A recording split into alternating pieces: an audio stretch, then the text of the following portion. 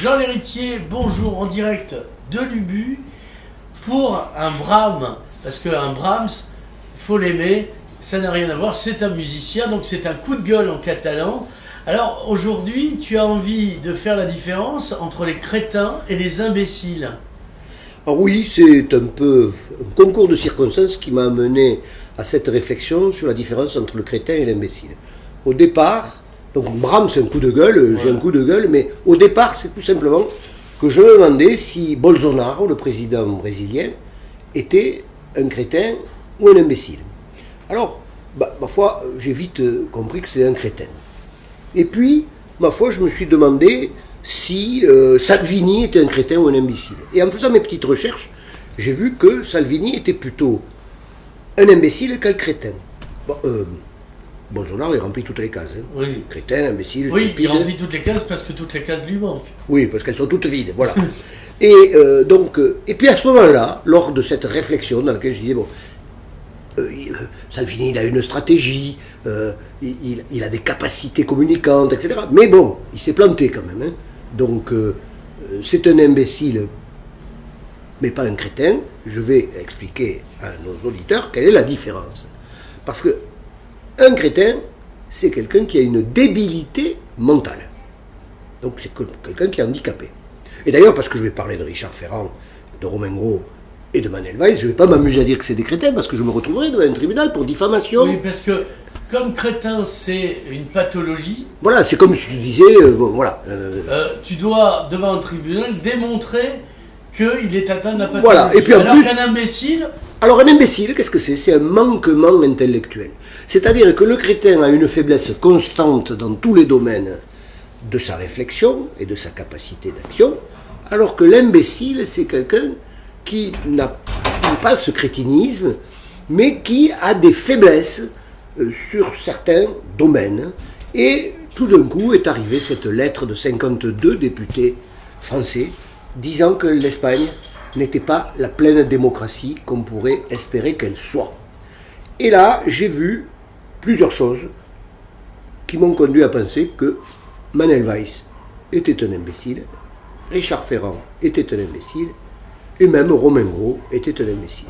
Alors, en annexe, on pourrait dire, mais sont-ils intelligents? Oui, oui, voilà. Alors, Richard Ferrand, c'est un Aveyronnais qui vit en Bretagne et qui a fait ses études à Toulouse, à la même université que moi. Je pense que c'est quelqu'un qui est assez cultivé, mais le problème n'est pas là, parce qu'on sait très bien que l'intelligence, c'est pas la culture. Bon, voilà. Le problème, c'est de savoir si c'est un imbécile. Eh bien oui, et je vais le démontrer. Le second, c'est Manuel Valls. Et intelligence, études, il a fait la Sorbonne. Bon, faire la Sorbonne. Il a eu qu'une licence. Hein, il a une licence d'histoire, mais c'est ça, c'est là que le bas blesse. Parce qu'il pêche par ses connaissances historiques par rapport à la Catalogne. Encore que tu sais pas ce qu'il a étudié en histoire à la Sorbonne. Oui, mais j'ai envie de dire, il ne la sort pas bonne quand il nous parle de la Catalogne. Et le troisième, c'est Romain Gros, je ne le connais pas personnellement, il n'a pas une célébrité énorme, mais depuis qu'on a barbouillé sa permanence, enfin, 3 fois en fait. il a droit à une certaine notoriété au niveau national. Ce garçon a fait l'ENA, comme Macron. Je ne sais pas s'il a été marqué par un échec comme Macron, qui n'a pas pu faire Sciences Po Paris, mais je pense que c'est des gens qui sont brillants, et c'est pas des crétins. C'est pas des crétins. Aucun des trois n'est un crétin. Voilà. Aucun des trois, parce que moi j'ai la naïveté de penser que quelqu'un qui est président de l'Assemblée nationale, quelqu'un qui est Premier ministre, ou quelqu'un qui est, comme Romain Gros, un ancien de l'ENA, c'est pas des crétins. Après, dès qu'on parle de Trump et de Bolsonaro, on passe dans d'autres espaces. Mais voilà. Et alors, bon, qui sont ces imbéciles qui ne sont pas des crétins? Alors, je me suis fait une petite affiche, parce que c'est quand même étonnant. Ferrand, c'est un imbécile obéissant. Il a reçu une consigne. L'Espagne est un pays indivisible, une monarchie. Il est très attaché à la monarchie. À la monarchie espagnole, bravo. Président de l'Assemblée nationale. Donc un imbécile obéissant. Un imbécile géographique. Le type est allé faire sa vie en Bretagne. D'ailleurs, il y a déjà eu des réactions de la part des Bretons. Il est allé il a défendu les bonnets rouges, il a défendu un certain particularisme. Bon. Et on va dire un imbécile géopolitique, parce qu'il ne comprend pas l'histoire de la Catalogne, qui est l'endroit le plus avancé et progressiste d'Espagne. Donc lui, il croit que c'est une espèce de Salvini, une espèce de populisme, il y a une espèce de populisme réactionnaire. Là, il y a un gros discours, il y a peu de gens qui ont compris que la Catalogne, c'était un pays dans lequel, une nation, dans laquelle l'aspiration à l'indépendance, c'est simplement choisir son destin, qui n'est pas celui d'une Espagne une, indivisible, façon franco, mais qui est être une des puissances, un des phares de la démocratie et du progressisme en Europe du Sud. Voilà. Et d'autant que je rappelle à nos chers téléspectateurs que dans les droits de l'homme, il y a le droit des peuples à être libre. Oui, non, mais d'ailleurs, je ne vais même pas rentrer dans les détails. Simplement, un homme qui a ce poste de président de l'Assemblée nationale, eh bien, c'est un imbécile géopolitique. Alors voilà pour Ferrand. Alors ensuite, Weiss. Weiss, j'ai pensé que c'était un imbécile pathétique. Parce qu'il a fallu voir comment il s'accrochait à tous les partis pour être dans un groupe parlementaire à l'Assemblée nationale. Oui, non, mais s'accrocher au parti, j'avais l'impression que tu parlais d'un morpion. Mais, Non, moi je ne me permettrai pas d'utiliser des termes qui me conduiraient à me retrouver devant un tribunal. Là, tu viens de le faire. Non, moi je dis, s'accrocher au parti, c'est un truc... Oui, j'ai compris, tout le monde a compris. Mais la métaphore est glissante, si je puis dire. Mais t'as trop fort. Voilà. Alors, donc pathétique, parce que c'était vraiment pathétique de le voir essayer de rester dans un groupe parlementaire. Et quand il a vu que personne ne voulait de lui, comme un chien abandonné, il est parti à Barcelone. Et là, on a l'imbécile familial. L'imbécile familial. Parce que sa sœur lui a écrit pendant des années, quand il était Premier ministre en France, mais c'est pas possible que tu comprennes aussi peu la Catalogne. Bon, il est passé par le moule hexagonal français. Mais en fait, c'est un imbécile familial. Heureusement pour lui et sa sœur, ils ont réussi à retisser des liens. Parce que ma foi, ça passe peut-être au-dessus de la politique. Mais c'est un imbécile traître. Pourquoi c'est un imbécile traître? Parce que c'est un Catalan. C'est un Catalan.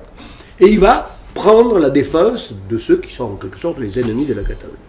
C'est un imbécile politique, parce qu'il a cru qu'en disant, moi je suis Premier ministre français, j'arrive à Barcelone, tout le monde va ramper à mes pieds. Bon, il a fait 12%.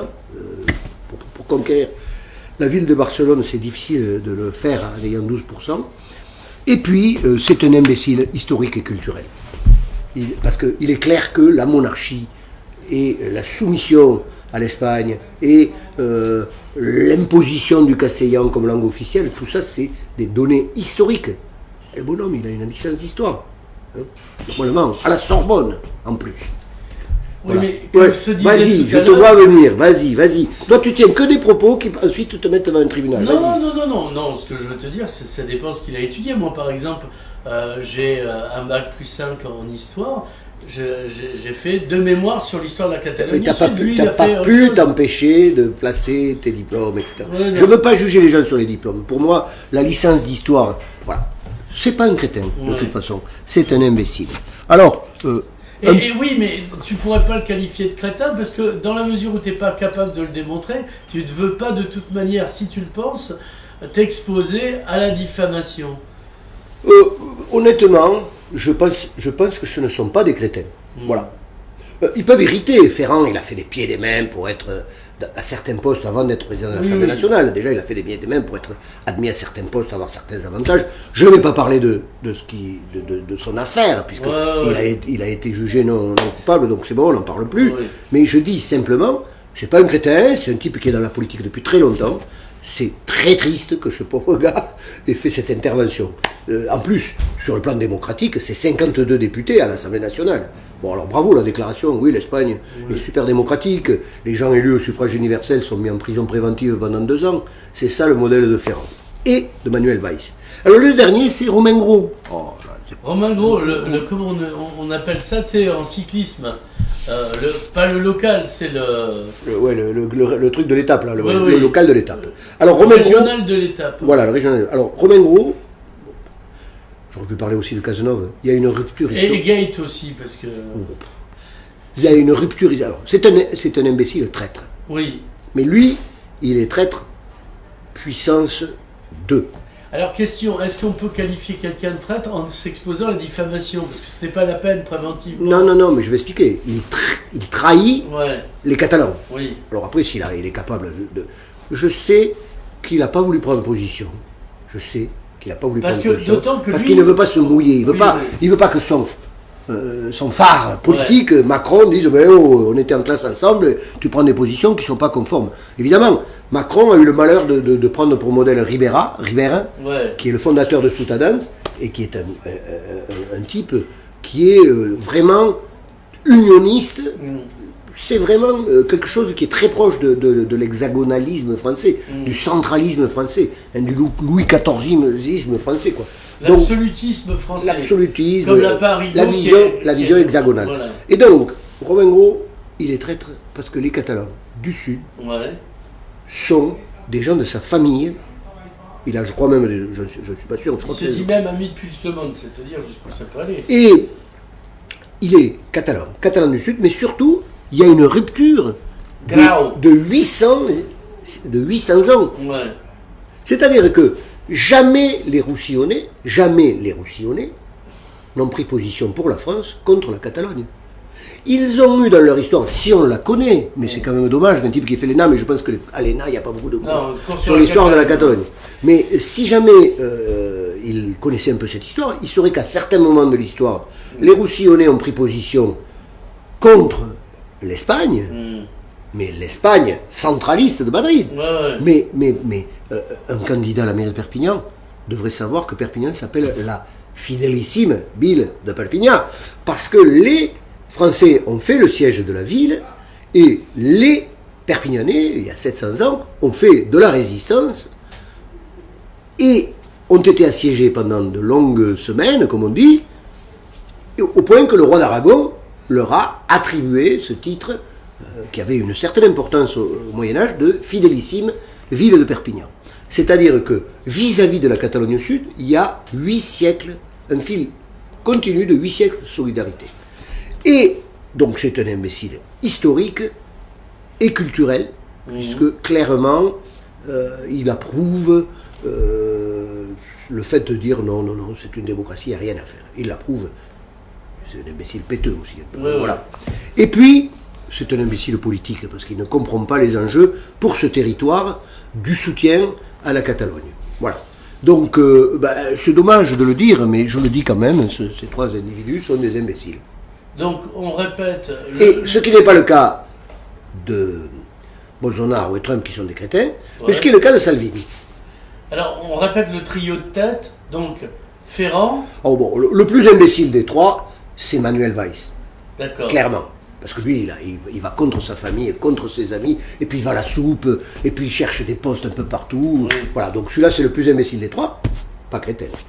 Imbécile alimentaire, on pourrait dire. Voilà, un petit peu. Imbécile catégorie 1, c'est Richard Ferrand, parce qu'il a un poste d'une importance incroyable. C'est beaucoup plus grave d'être président de l'Assemblée nationale et de dire que l'Espagne monarchique est absolument démocratique que de manger du homard. C'est beaucoup plus grave. Simplement, c'est légal. On peut être imbécile légal. Mais c'est pas un crétin. Et Romain Grau, bon, on va pas l'accabler, qui réfléchisse un peu et qui prenne position. Moi, je lui suggérerais... Alors, c'est un peu compliqué parce que j'ai l'impression qu'il y a, contrairement au Sénat, où ça a été transparti, mais c'est la lettre des sénateurs a été à la fois entre plusieurs partis, mais entre la gauche et la droite. Et ça, c'est quelque chose qui est très appréciable, qui a rendu furieux l'ambassadeur d'Espagne en France. Là, il n'y a que les députés de gauche, parce que, comme on disait à l'époque, les députés macronistes, c'est des godillots. Ils suivent la consigne. Ah, si papa Macron et tonton Ferrand ont dit non, il ne faut pas signer, on ne signe pas. Sauf que Cazeneuve, je ne le connais pas, j'ai appris qu'il existait ces jours-ci. Mais, on ne parle même pas de Laurence Gate. Bon, voilà, quoi. Je veux dire, ces gens-là, ils ne se rendent pas compte du sens de 1000 ans d'histoire. C'est très triste. Non, mais ils ne se rendent pas compte, en général, ils ont signé le CETA, ils n'ont pas signé ça comme... Ici, non, mais là, aujourd'hui, je parlais d'une seule chose. C'est la différence entre imbécile et crétin. Et je dis simplement, ici, en France, et en particulier en Catalogne Nord, il y a beaucoup de personnes qui ont des pouvoirs politiques et qui ne sont pas des crétins, mais qui sont des imbéciles. Voilà. Merci, Jean L'Héritier. On se retrouve dans quelques secondes pour la bande-annonce de Vinoscopie.